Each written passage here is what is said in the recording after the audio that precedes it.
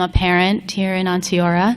I'm not a scientist. I can't say I fully understand a lot of the scientific stuff that I've learned about electromagnetic radiation. But what brought me to this issue is my gut feeling, which is what I've always used to make judgments when it comes to the health of my children. I don't hear people talking so much about monitoring or measuring what's going on with our kids' bodies. I hear people talking about measuring these devices and these machines, but these kids are much more sensitive, and they're living beings. They're made of flesh and bone. I think that's what we need to really take into consideration. And I don't think that there is any technology right now that can actually measure the exposure that a child is getting when they sit in school all day in a Wi-Fi environment. We know that cell phones are dangerous. In my home, we do everything we can to limit our exposure to EMF because it's everywhere. Our kids are exposed to it all the time. Then they come to school and sit here all day, and it doesn't make a lot of sense. It also seems like the district needs to approach the issue in a much more responsible way.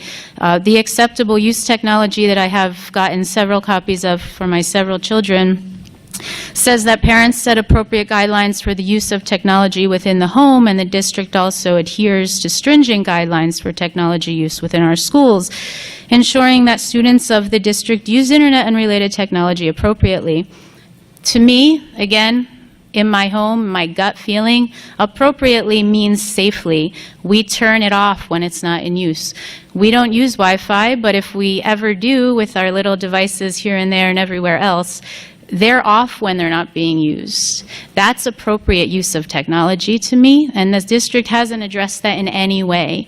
So I think there's a lot of ground to cover. This is a progressive issue, and this is a progressive community. So I think that we can make some ground here.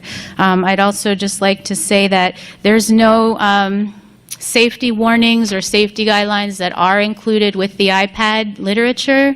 In this packet here, the students were given the iPads in the middle school and high school. 30 seconds. They were not given the safety guidelines that are included with those devices from the company.